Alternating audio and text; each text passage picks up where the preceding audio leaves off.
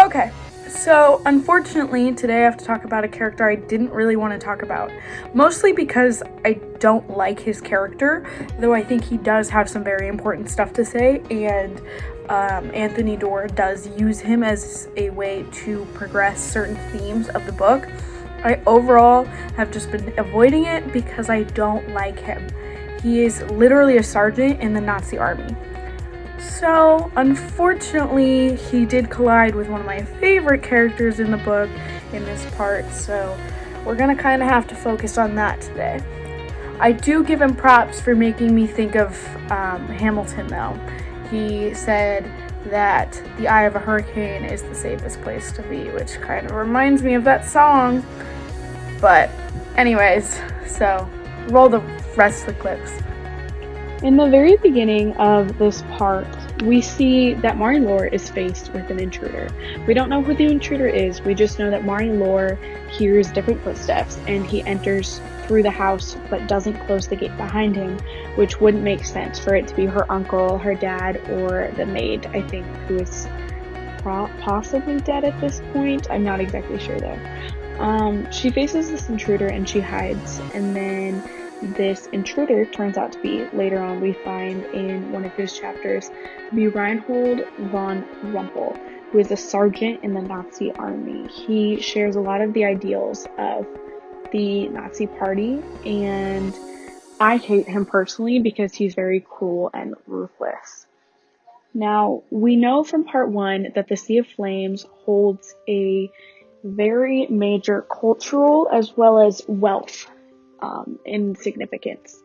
It's one thing that I specifically noticed about Von Rumpel is his investment to this diamond. All of his chapters go back to this diamond as he's hunting down fakes. In this chapter, he does find all 3 of the fakes, meaning that the only real diamond has to be with Mari-Lor in their house. He just has been unsuccessful in finding it thus far. So one thing I questioned is, why does he care about this diamond? Like, what is the deal?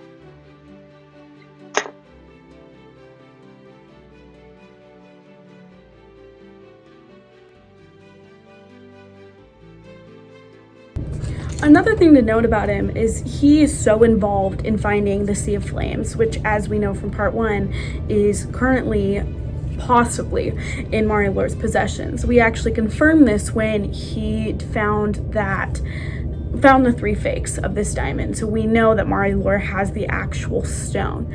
But one thing that I find interesting is he's not involved in it for his position in the army. I mean, he is. That's part of the reason why he's searching it out, but he's personally involved in this. The legend says that whoever holds it won't die, and his health is declining, so he believes that he needs this diamond to live. So he is working on that superstition and actively trying to find this diamond, which I think is pretty interesting.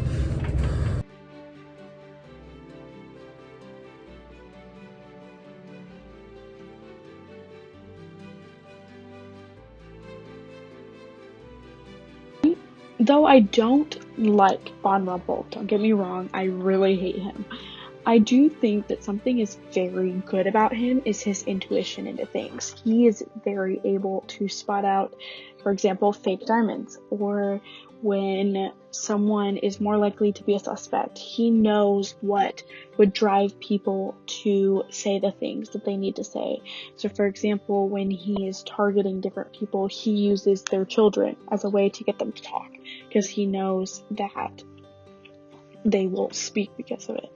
He also knows that this box is made that looks like a house that Mari-Lor's dad made for her is where this diamond is. He's very intuitive to know that it is a puzzle.